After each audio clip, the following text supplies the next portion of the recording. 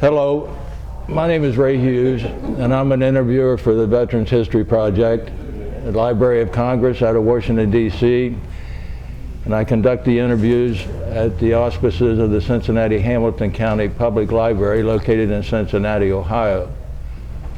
Today's date is the 13th of July, 2018, and we are at the home of Tech Sergeant Jimmy Gentry in Franklin, Tennessee. In case I didn't say it, today's date is the 13th of July, 2018. And Tech Sergeant Jimmy Gentry is a veteran of World War II in the 42nd Infantry Division, the 232nd Infantry Regiment, E Company, 2nd Platoon. It's a pleasure to meet you, sir. Pleasure to meet you, sir. Yes, sir. Is it all right just to call you Jimmy, sir? Absolutely, absolutely, yeah. Well, Jimmy, if you would, tell us when you were born and where you were born, your dates. I was born November 28th, 1925. So that's my birthday, and born right here in Franklin, Tennessee. I've never left this county or Williamson County in my life, except during the war we've gone. Uh-huh. And who were your parents, Jimmy? My daddy was Zeb Gentry, Z.B. Gentry, and married Gertrude Butner. And so that was my mom and daddy. And nice. I want to say this, I had good mama and daddy.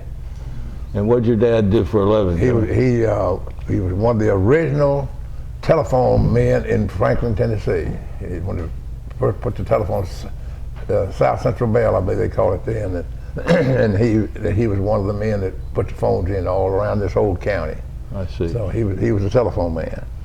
Did your mother work outside the home? Oh no, she was a mama back then. She was it.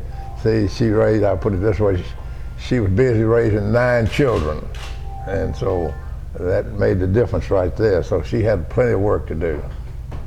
What were the names of all your brothers and sisters? Oh well, my oldest brother was William, and then Dan, and then David, then me, Jimmy, and then my younger brother, Bobby.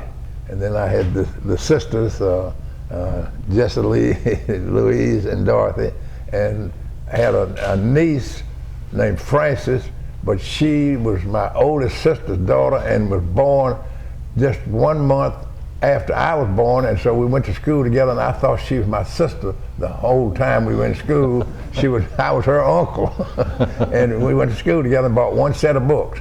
One of them didn't use the books as much as the other one did. I wonder which one that was. I know. Going back just one step further, your grandparents. Oh, my grandparents came from down around Neapolis, down in Murray County, and that's about all I can remember about them, going down there and visiting with them when I was just a little fella, and that's as far back as my memories can go, so I don't know much about them. And what about on your mama's side? My mother, her people were in North Carolina most of the time, so I didn't get to know them. We didn't travel like they do now. Yeah. And where did you go to school at? Go to school. I went to school here in Franklin all the way through, from elementary school downtown at what we call 5 Points now. There was an elementary school, and that's where I started the school, and spent my elementary school days there, and then moved up to on top of the hill up on Columbia Avenue to the high school, and that's where I graduated from high school there. Where were you living when you were going to school there in Franklin? I was living in Franklin down there on West End. The house is still there, I think, where I was raised. So after grade school, 1st through 8th grade, where'd you go to school? Well, after grade school, the Army came in. No, excuse me, you said grade school, I'm sorry. It's the same place. It's either downtown at 5 Points for elementary school, and then up on the hill where next door to the Carter House was the high school. So those 2 schools where I had my education. And you graduated from high school? Did you graduate in 1944? Okay. They deferred me a little bit to get so I can go into my high school graduation before I went in the Army. I see. And how old were you when you graduated? I was 18. 18. 18. Did you have any jobs when you were a youngster around this country? Well, we worked out. We had something, a famous place in Franklin. I wished it was still there, but it's not there now. We had a swimming pool called Willow Plunge, and it was not just a pool. It was the most beautiful place you ever saw, with 2 pools of water that was fed with a spring flowing in and out all the time. So I got a job out there mowing grass, and we'd mow the grass, not a power mower, but a push mower. Every day we mowed the grass. Whether they needed it or not, we mowed it, and it was just like a carpet, and the people loved it there, and had the weeping willows around on the north side and the west side. They go up about 40 feet, and then they cascade back down. It's a beautiful place called Willow Plunge. So I got a job mowing grass there and working there on the farm. Mr. Kennard owned the farm also. Then I got to be the lifeguard there, and that's how it all happened. I see. Is it still there today? No, it's not there. I'm sorry that it's gone. It's, people came from all over the United States to go to Willow Plunge. The Army during World War II would ship soldiers to Franklin, Tennessee to go to Willow Plunge. I'll be darned. Now, as a boy, did you do a lot of hunting in this country? Let's see, hunt or fish, either one, 9 times out of 10 hours every time. We were always out hunting or fishing. So as soon as we got up in the morning, let's go. We're going to find, we learned to catch rabbits with our hands. I won't go into this with you, but rabbits with our hands, we caught fish with our hands, we caught squirrels with our hands. For food, we'd bring them home to Mama. My daddy died when I was 12 years old. And so we, rabbits, squirrels, and fish. That's what I'm made out of. Now, when you were in high school, did you play sports? Oh yeah, we played football, basketball, and baseball. That's all you had in those days. Didn't have wrestling or anything, track, but later on it did. But I played the football, basketball, baseball. That's just pretty routine for those days.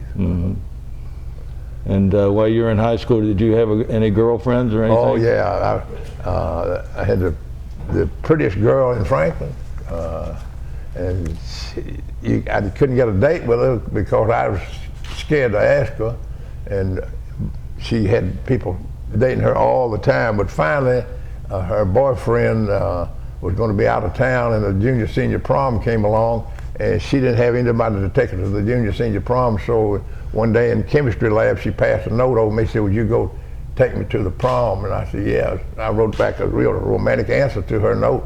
I said, "Okay," and put it on the note. That's how we, first date, that was it. We were together after that for 65 years. What was her name? What was her name? Rebecca Chanel, and that was it. So you started going steady, as they say, right then? I wouldn't change anything about her. She was wonderful, wonderful person. As a young girl, did your future wife have any jobs or anything of that nature? Well, yeah, she worked in some different places in town in Franklin. They had different people. I don't remember who all they were, but anyway, she had a job. She would work there. And so you graduated from high school then in 1944. You're 18 years old.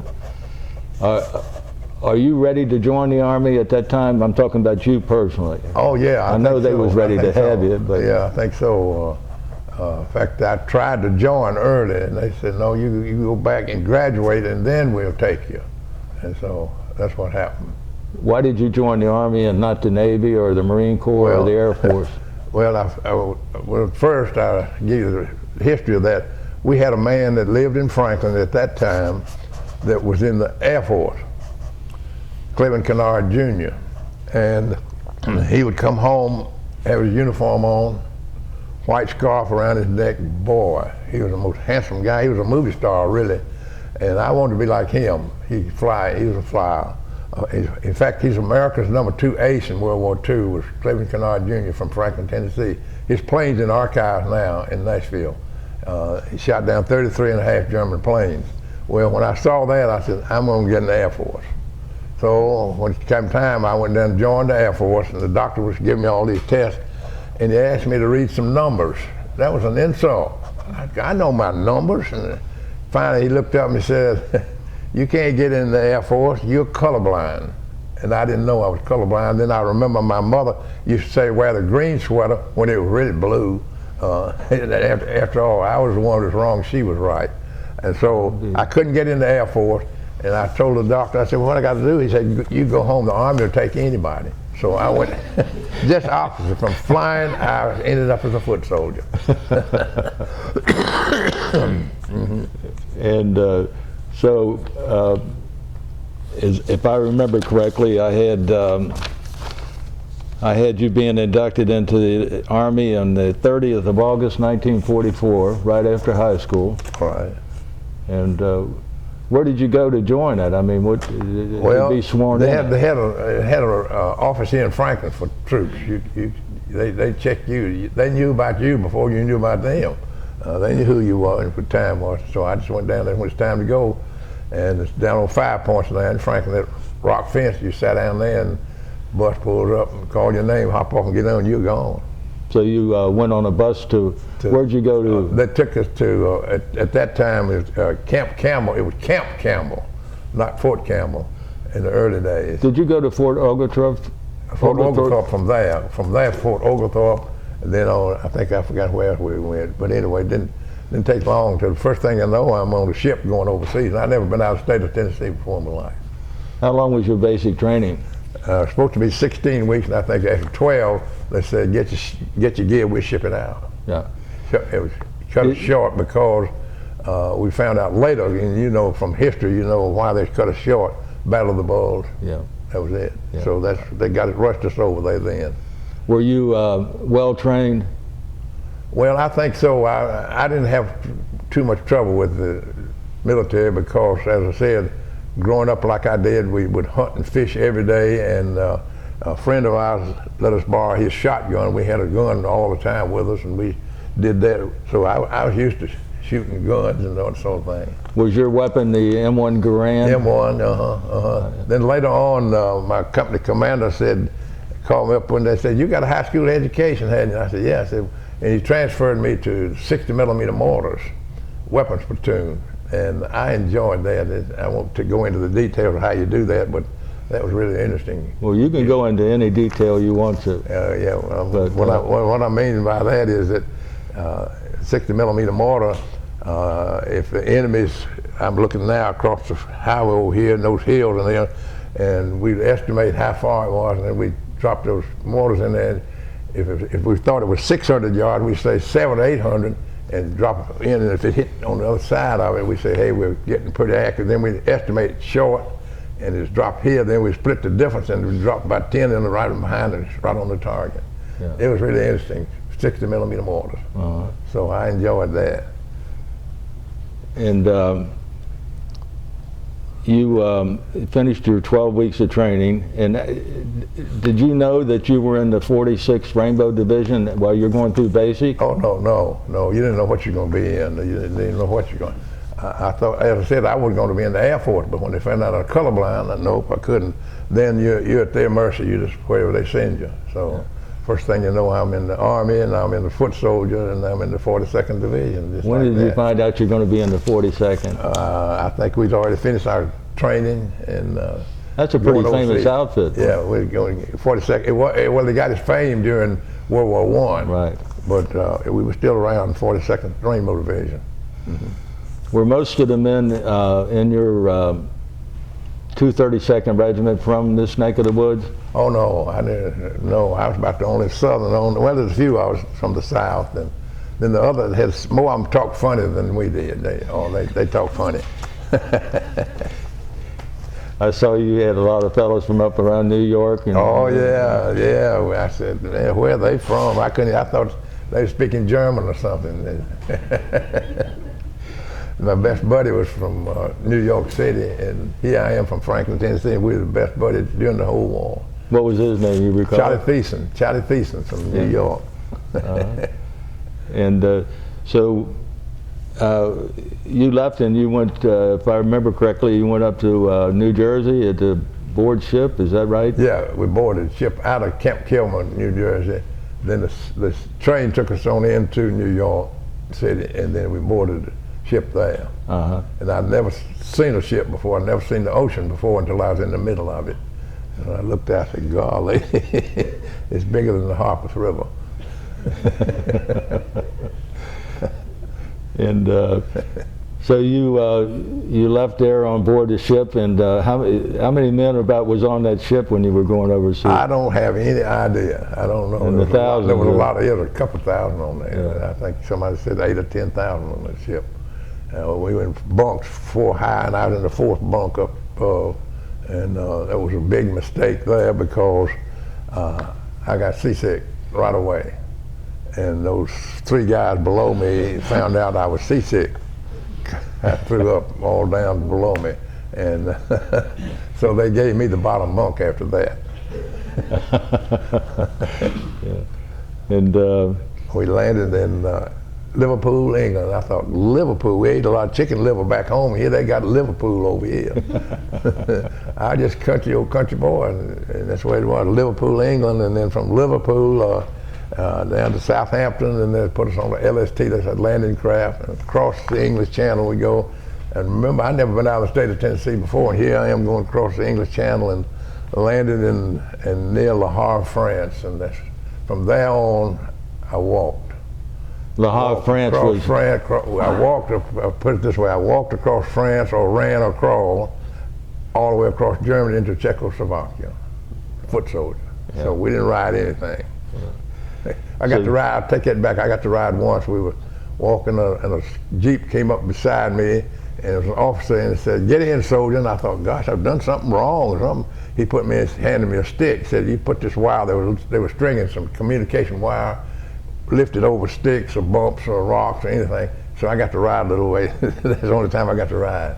Yeah. So you landed at Le Havre, and do you recall the next places that you were at as you were marching across? I didn't, of course, the next places would be little villages and towns and that sort of thing. And we spent a good bit of time in the Hart Mountains and things like that before the infantry. Couldn't get vehicles in there very well. And then went across, I guess, the northern part of France. We didn't go into Paris. Some of my division did, but we were north of Paris. And went across there and crossed the Rhine River at Worms, and we said Worms back then because we didn't know the German. I couldn't speak German then. Crossed at Worms, and then for some reason we went south instead of going straight on. We went to Nuremberg. Then we moved on down. Our division was going to take the city of Munich, which in German is pronounced München, and so we were going to take München. But for some reason, we don't know why, my company was called off to go a little bit away from Munich and into a place we didn't know anything about called Dachau, D-A-C-H-A-U. And we got there, we could smell something that we thought, well, the Germans are using some sort of special gas to salvage the war. It was not special gas. You know, Dachau was a concentration camp, and the human body smelled different. And we smelled the bodies, and some of the guys would throw up from the smell, not see something, but throw up from the smell.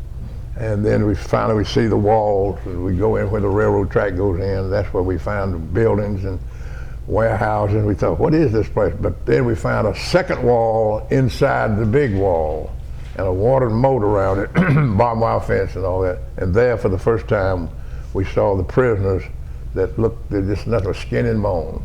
And they were staring at us through the barbed wire, and we were staring at them because we didn't know who they were. And I think it was counted later on, there were 3,700 dead human bodies there that day we were there. That's where the smell was coming from, different smell. And then that was Dachau concentration camp. Never forget that, never forget that.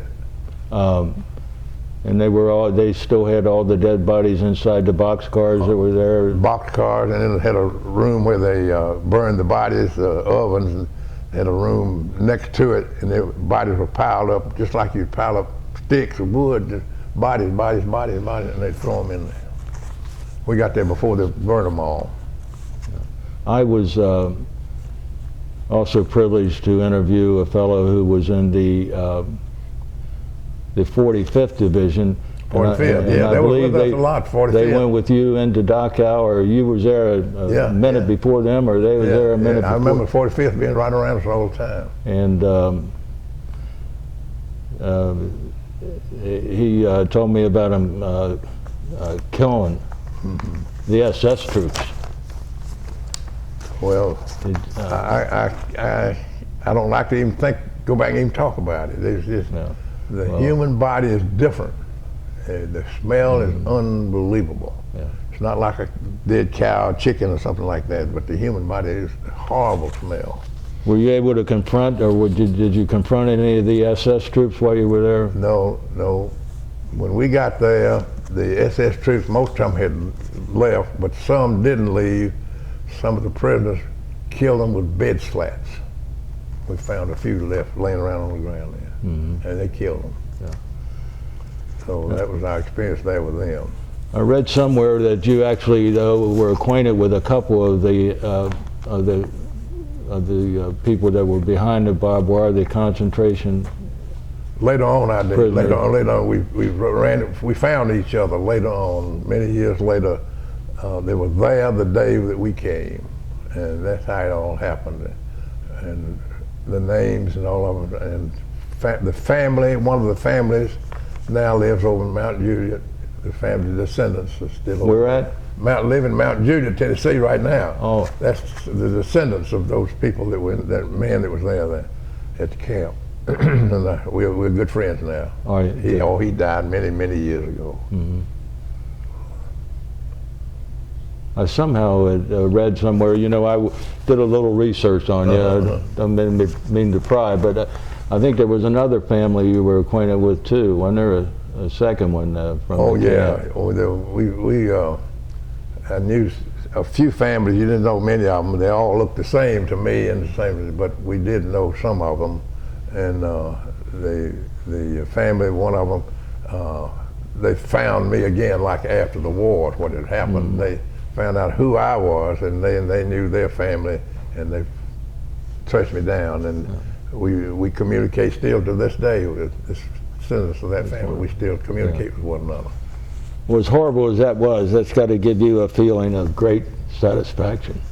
Well, absolutely. And as you get older and think back about it, I just wanted to get it over with then, get it over and get away from. I wanted to get away from that place. The smell was something that get us out here as quick as you could. They took us away from it's interesting here. They took us away from the camp and out into a big open field. It was cold that day. Took all of our uniforms off, shaved all the hair off of our bodies, and sprayed us with DDT because the prisoners had typhus fever.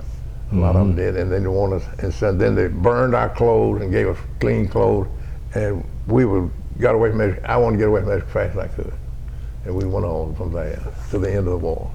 That was the 29th of April, April 29th, 1945.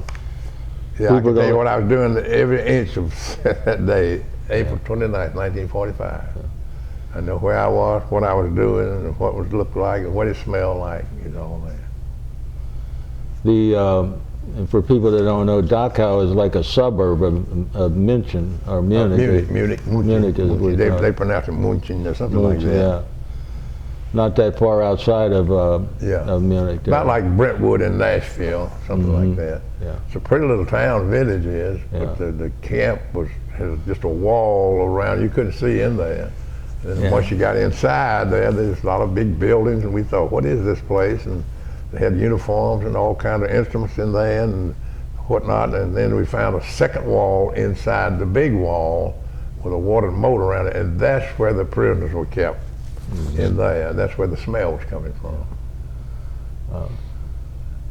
Did you get a relic while you were there out of a commandant's office or anything? Oh yeah, I got some, once or two. Yeah, I did.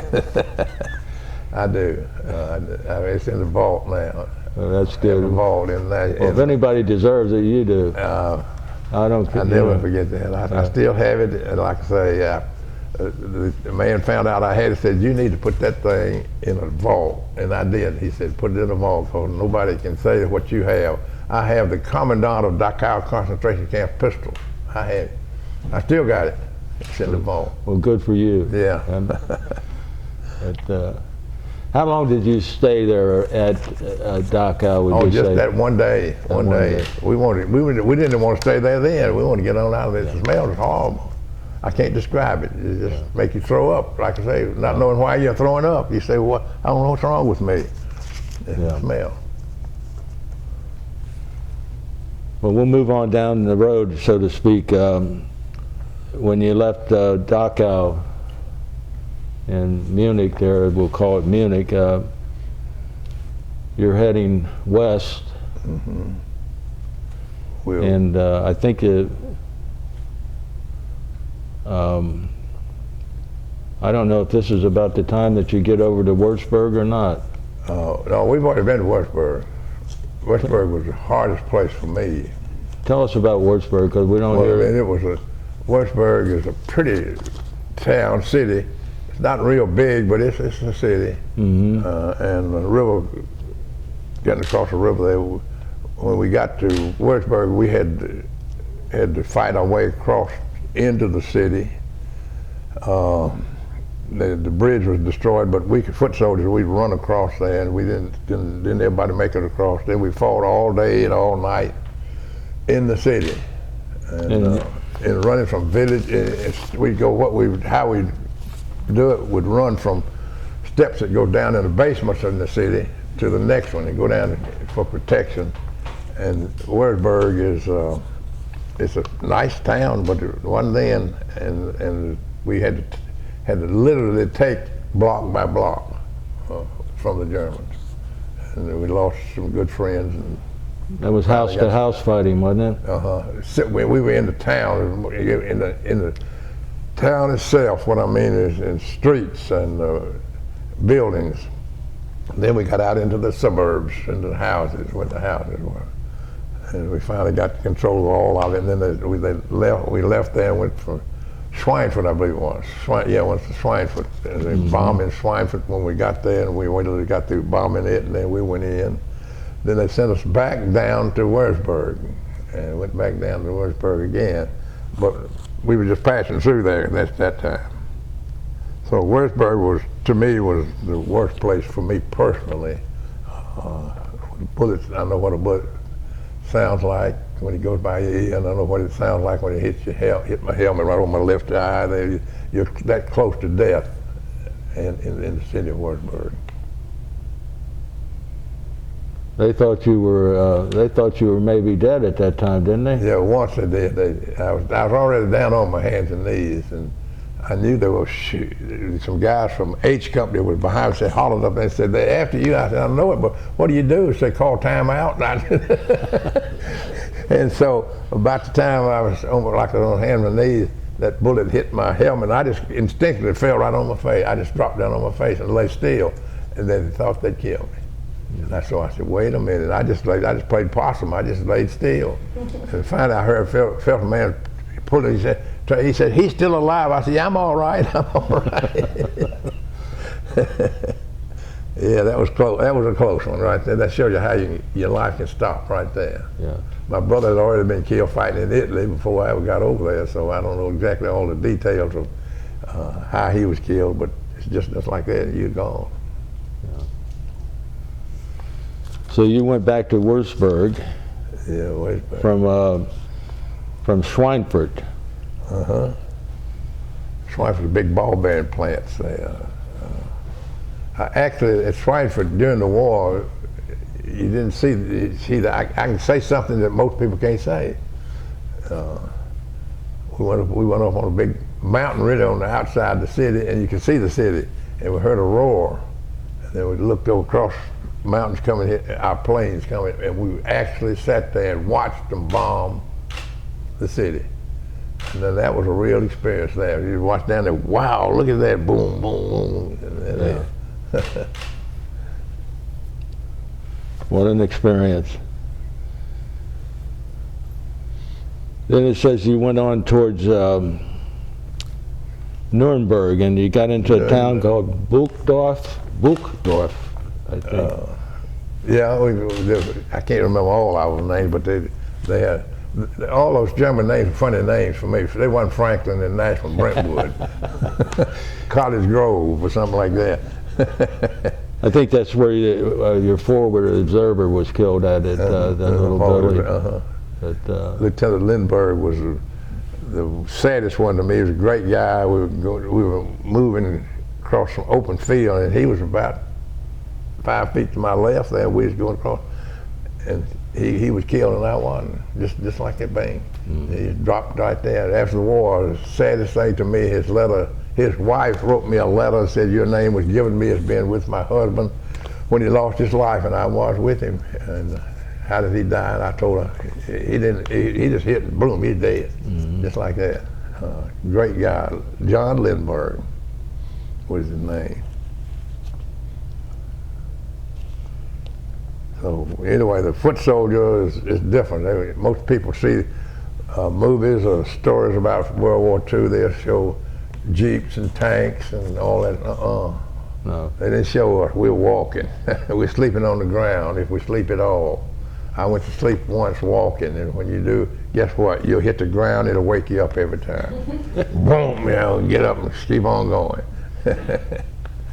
What about trying to dig a foxhole in that soil over there in the wintertime? Well, sometimes it's harder than the ground. It's frozen sometimes, and have a hard time to do that. And we learned to dig what we call slit trenches, just a trench, the length of your body of just deep enough you can get below the surface of the ground. And that way shells wouldn't, shrapnel go across you. Have to hit a direct hit to get you. So you had to learn how to do all those things. Save your life. What about food while you're there in combat like that? We ate K rations. Now, you won't know what that is. Most people don't. K rations look about like a Cracker Jack box, and then it had a little piece of cheese for breakfast, and then some crackers, and I never drank coffee, but it had some coffee in there. Chewing gum, or stick or two of chewing gum, something like that. That was it. What about cigarettes? And it had 3 cigarettes. I never smoked. Let me tell that story about my cigarettes. I never smoked during the time of the war. I was a staff sergeant. They gave me a carton of cigarettes per week. I sold them.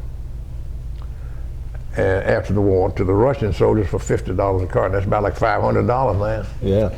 I sent the money to my mother in Franklin, Tennessee, and she put it in the Harpeth Bank for me. And when I got home, after 2 years of selling my cigarettes and liquor rations, I had enough money in the bank in Franklin, Tennessee to build a 3-bedroom house. It's still out here on the other side of town. Is that right? A 3-bedroom house with my cigarette money and liquor rations. Outstanding. Yes, sir. What was the liquor ration? They just whiskey. I mean, how much did they give you? You didn't get that very often. I didn't even drink in the first place, but I sell it to the Russians. They give you $1 billion for it. They just went in trouble to sell it. So that's all we do. We get it about every 2 weeks. We get cigarettes every week. Wow, that's a story we don't get very often about building your first home, huh? Well, that's so fascinating. I forgot where I was at. We were walking. I'll tell you that wherever you are, because we didn't ride anything. We were walking.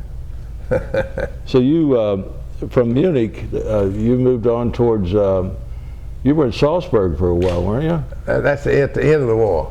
Oh. Salzburg, yeah. The war ended. It was actually ended on the Czechoslovakian border. Word came the Germans had surrendered, and the war was over. It was on the Czech border. Then they sent us from there to Salzburg, and Salzburg is my favorite town. I mean, I put it this way: if I couldn't live in Franklin, Tennessee, I had to live somewhere else in the world, I'd say send me to Salzburg. I like it. And when I went to see the movie Sound of Music, I said, golly, I know where that is. I've been in there. That's the Von Trapp family home. Yes. My division took it over, and I spent the night in the Von Trapp family home, but I didn't know it at the time. Is that right? Yeah. I recognized it as soon as I went to the movie. I said, golly, I know where that is. How long were you in Salzburg? Oh, we were just there a couple of days. A couple of days. When we They move us around. Sometimes there's a little place outside called a line. We were out there about a week, and then we move us from different places. They never asked you; they just told you. there's a story that you guys were assigned to try to capture the political prisoners, not the regular soldiers, but the people who were controlling things. That's after the war. They sent us in. That's what we were doing in Austria, in the Alps Mountains. It's a beautiful country that Austria is, and they sent us down there to find these political prisoners, high officials, and that's what we were doing. And we bring them down and have them interrogated. And there's a good story there that I was involved in. They had one man there interrogating him, and they were about ready to put him in a prison camp. I said, "Lieutenant, could I say something?" He said, "Yes, Sergeant, what is it?" I said, "I've had him all morning. He's not a Nazi. He's not a criminal." He said, "You say so?" And he said, "You're dismissed." He dismissed him because I said he wasn't. Mm-hmm. That man found me later after the war and said, "You saved my life," because back then if they put you in prison, that's it. They sentenced you. Yeah. And so his family still lives over in Mount Juliet now. Is that right? That descendants of his on down. Wow. Yeah. That is so interesting. It is. It was. It was interesting to me because I never thought I'd ever be involved with that again. Yeah. Well, I read also that you had a fellow in your outfit that spoke fluent German, and he would act like he was a German citizen. Yeah. He'd go ahead of us and ask questions. Yeah. Yeah, he'd go ahead of us, and they thought he went in uniform. He'd get old clothes on and go on ahead of us and get information. And by the time we moved up, then he'd have information for us, what to look for, which village to go to, or which place not to go, and so on. And he was able to find the political prisoners and Nazi officers that really should be prosecuted. Right. He found he was good at it. He spoke German fluently. He could speak it. We could all speak a little German, but most of the time it was so bad they knew we didn't know anything. Yeah. So, where were you on the day that the war ended, and how did you hear about it? The day we ended, we were crossing a river into Czechoslovakia, and word came to us and said, I don't know how it got right to me, but somebody said, "Hey, the Germans have surrendered." And we went down into a big field nearby there, and sure enough, an officer came and said they have surrendered. And we had a ceremony then near I think it's the Salzach River. I'm not sure of that. Yes, it was. Anyway, down in that field, and that was the end of the war in Europe right there. You talking about a relief? Wow. We thought we don't have to do this anymore. Yeah. So that's when they sent us on into Salzburg and places like that. Yeah. You also, after the war was over, you were sent into Italy or somewhere to get supplies, food, and things of that nature. Oh yeah, down into Italy, Genoa, Italy. Yeah, you got me going there. And Genoa, Italy is the birthplace of some famous. Which one? I'm getting all mixed up. But anyway, Christopher Columbus. I believe that's true. Genoa, Italy. I believe that's right. Yeah. And so they sent us down there into Genoa for a little while. And what was happening there was interesting. That's an interesting little story here. The reason they sent me down there, not only me, was I had some troops with me, and we had live ammunition. The war was over when they sent us down there. We said, "What's the war starting again?" What was happening that our ships were bringing supplies into Genoa, and then put it on trains, and then ship it to Vienna. But it go through the Russian zones, and the Russians were stealing our wheat and flour and whatever. And our orders would put soldiers on there, guard those trains, and not allow anybody to take anything off of them. So that's what I was doing in Genoa, down there making sure that the troops were on there with those instructions. They're not to take anything off this train, and so that we send them out like that. And they try to stop you? Or? Yeah, they tried to stop us. And I'd already told the engineer when I got on, I said, now, when we go through the Russian zone, they try to stop, go faster. And they run waving and hollering, and we just keep on going. Go right on, and we went right on into Vienna doing that.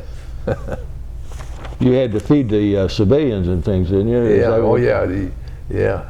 We had trouble with them too. anyway, they knew we had the food on those trains. They were trying to steal it.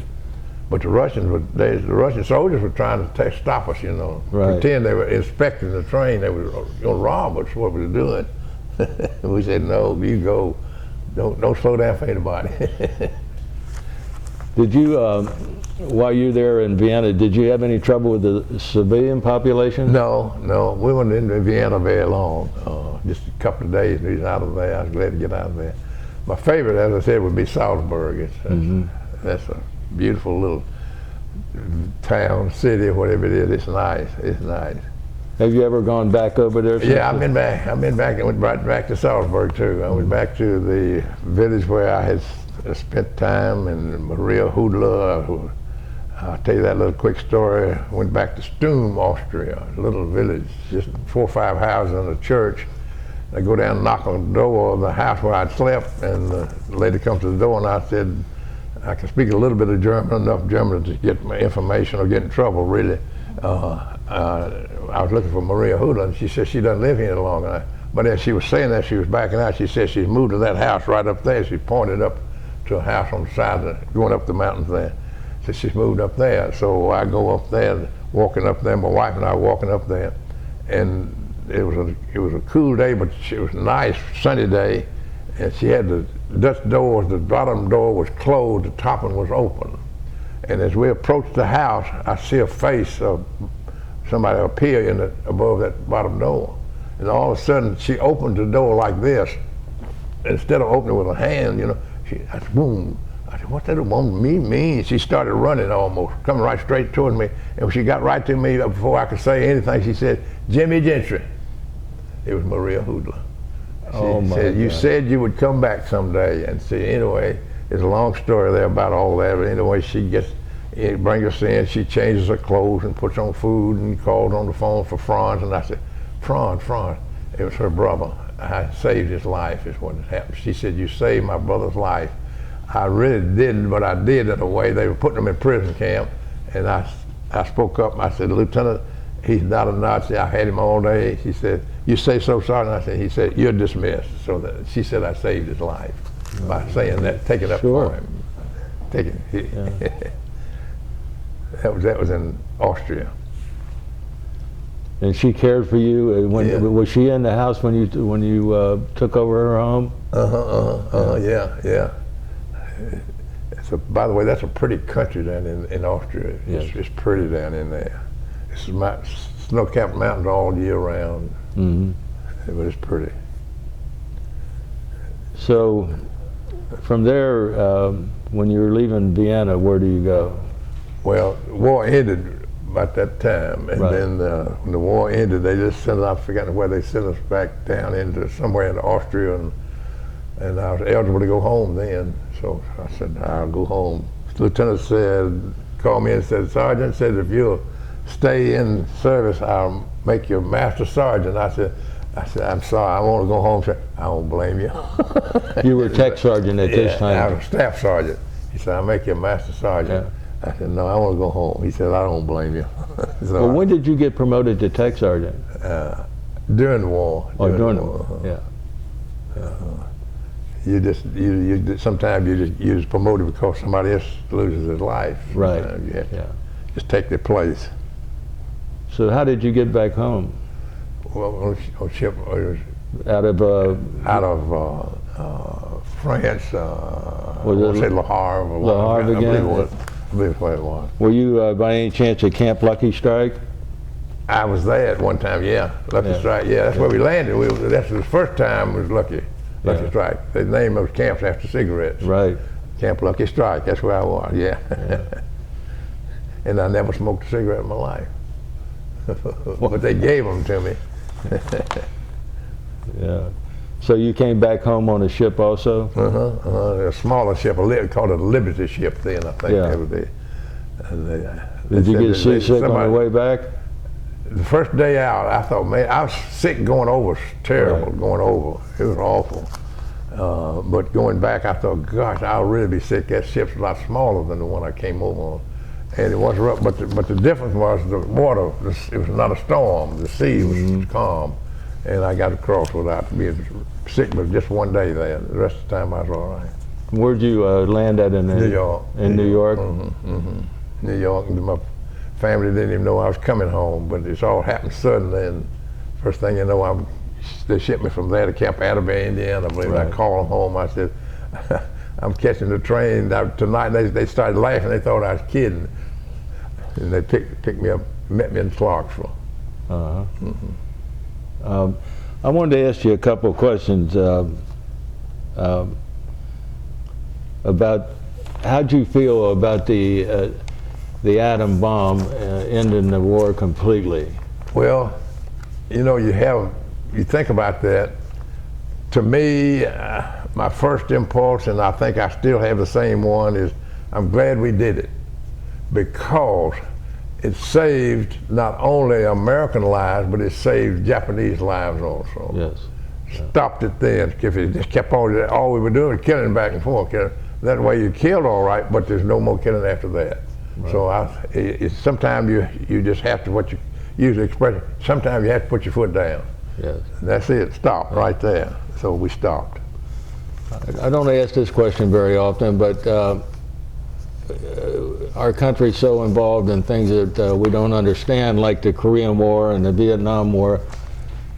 In your opinion, World War II was absolutely necessary? I'm not trying to answer the question for you, but yeah, absolutely. Yeah, see, Germany had taken over France, taken over Italy. They were expanding and taking over all the countries around them. So they had to be stopped. Adolf Hitler had to be stopped, and that's what happened. Had he not done that, he would have ruled the world eventually, because he was going to take them all over. Yes. There's another subject that I'd like to discuss, because I think it was a wonderful aspect of the end of the war, is the GI Bill. Yeah, absolutely. I went to school on the GI Bill. Yeah. Otherwise, I wouldn't have been able to do that. Yeah. I went to college on the GI Bill, and I don't remember how many thousands did it, but we did it. Yeah, and it created not only a middle class force, but an upper middle class of college graduates, from doctors to lawyers, and people never would have been able to go to college. Right, I wouldn't have been able to go to college, and so, but that let me go to college right there. Mm-hmm. My family couldn't afford to send me to college. So you came home, you were discharged, and what are you going to do with your life? Well, you go back now, I got to go back in time. When my daddy died, I was 12 years old, and I was in elementary school, going up through there, and I liked to play football, basketball, baseball, just like to be out all doors, hunting or fishing or something all the time. And you couldn't find me in town much. I was out busy somewhere, in the woods somewhere. But I liked my coach, Mr. W.C. Yates, and I thought, man, I'd like to be like him. He influenced me, and he actually, without knowing it, or without me knowing it either, I looked up here, he was like my daddy. And I literally liked him, and he was my high school coach. But he was really a teacher. He was an agricultural teacher and coach, so I wanted to be like him. So that made me want to be a coach. So that's how it all happened. I wanted to be like him. And so I spent 60-odd years coaching. 66, I believe it is. Well, most of the people that will be listening to this interview in the future won't know where you were a coach at, and explain all that to us, if you would. Pardon me, I missed you. Your career as a coach, and where were you at as a coach? Well, I started out at Franklin High School, and spent 15 years there. Then I went to BGA for 15 years. Then I went to Brentwood Academy for 36 years. So that's 66 years of coaching football at some level. Yeah. Yes. Yeah. It's a wonderful sport. It's not for everybody. I don't mean it is everybody, but it's almost like life there when you're coaching in football. There's a lot of sacrifices. Well, there's a lot of sacrifices in life. And you go through all those sorts of things, and somebody's got to do this, somebody's got to do that. Football, you have to do that. Like being an infantryman. Yeah, it all worked out. Somebody got to run the ball, well, somebody got to block for them. So that's it. It all works out. So you were, when did you get married, Jimmy? Soon as I got home. I don't remember how many months it was, but it just 2 or 3 months after I got home, we married. That's the reason I'm on this farm. This came through her family. Oh, I see. This was her family, the Glass family. The old bridge used to be down here called Glass's Bridge. It's not down there now. Her grandparents were Glass family, and so they owned all this land out here. So that's how I'm out here, through her family. Mm-hmm.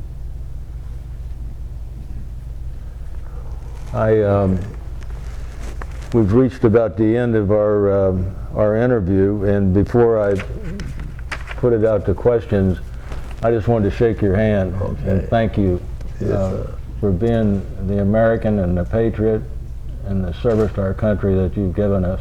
Oh, yeah. And it's such a pleasure to meet you and talk with you. Well, thank you so much. Yeah. I appreciate it. What I'm going to do here is stall for about 10 seconds because we're going to edit this tape here in a minute.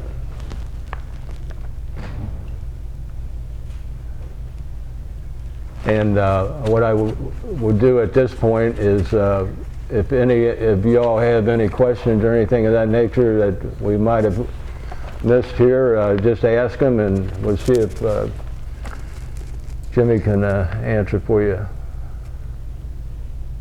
Question? How did your life during World War II as a soldier impact the rest of your life? Your experiences during the war, how did that shape you and impact your life after the war? Well, it tells you, I'm not saying this just outright flat, say everybody should serve in the military. I'm not saying that, but it has values, the military does. That somebody has to be in charge, and the officers got to be in charge. Somebody's got to make decisions, and they have to make the decision. We do that in life today. Somebody needs to make the decision whether to do this or do that, or raise these taxes or do that. We need to do that. So military, it has good sides to it, and some people, there's only people, I will put it this way, there's some people learn more from the military than they do from anything else in their life. Just being in the military, following instructions, or given responsibilities and things like that. And you think about it, that's what we do. And so, yeah, I think it's good for us.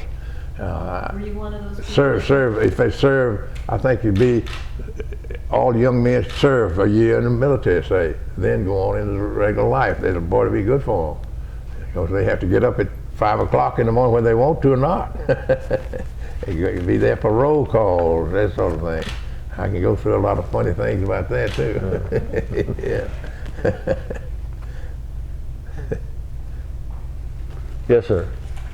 Mr. Gentry, you coached for 66 years, so that you probably impacted hundreds, if not thousands, of young men's lives and families. Do you still stay in touch with them, or do they still, any of them stay in touch with you?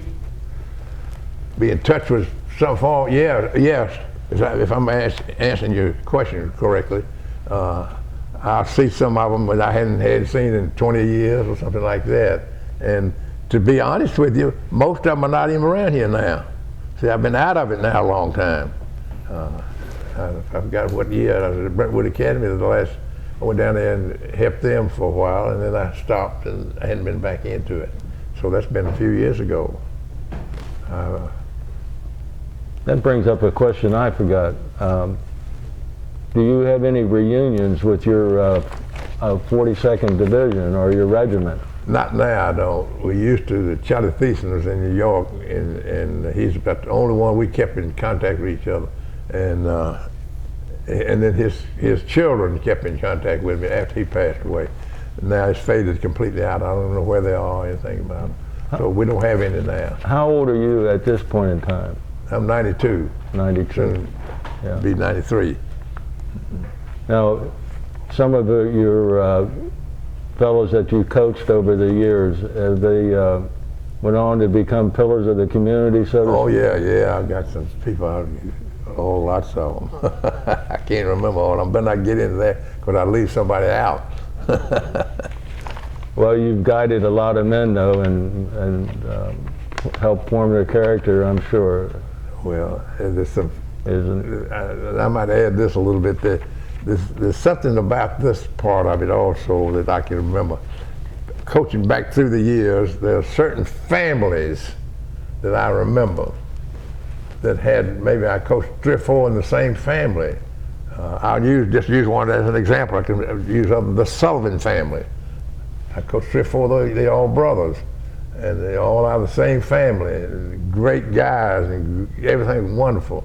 That family, so the family has a lot to do with the background for people, for our good citizens. What I'm trying to say in the United States, it comes from the family, developing those children, and then here they are. They are leaders in our country. Yes, sir. Coach, I know you draw and you like to do artwork. Did you draw through the war at all? No, I didn't get a chance to. They didn't furnish pencils. We didn't. We just really just try to live from day to day. They're doing combat. Then even after combat and the war's over, we were in occupation in Germany. I didn't get a chance to do any of that much, but that's just something that I do. I can't help it. I can't sing. I can't dance. I can sketch anything, and I can just do it. I can't. That's not my talent. I can just do it. And so I don't do that. I still do that a lot. There's a box in there somewhere now. I bet it's got 500 sketches in it right now that I've sketched. Something, some of them silly, doesn't make sense. But that's my way of doodling. That's my doodling. And some people might make marks or something on paper, but I'll end up sketching something. The sketches in the book about your life, those are your sketches that you Yeah, put in that's it? my sketches. Yeah, I sketch most anything. Well, you're very good. Yeah, very good. Okay, any other questions, anybody? Questions? Okay, Well, we're gonna quit. I want to thank you again, sir. Yes, sir, you're so Been a welcome. pleasure. So welcome. Thank you. Yes, sir. Chairman, we have a gentleman here that he would like to make a presentation, Mr. Gentry, ex-Sergeant Gentry.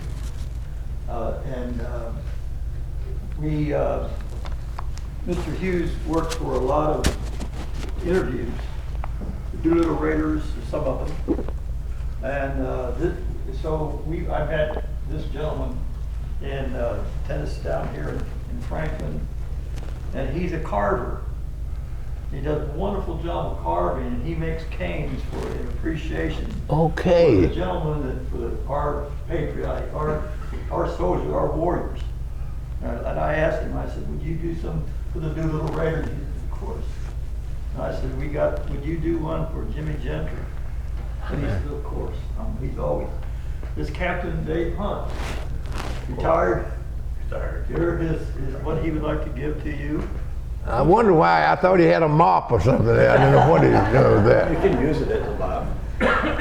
But it's a great pleasure to meet you, Jimmy. Yes, sir. Really, thank Read you. all about you, Okay. and Come over. Take the wrap off so we can. Yeah, I want to see that thing there. you like to doodle. I Yeah. like to carve. Okay. So I made this for you. They asked me if I would. I said, a great pleasure to do it.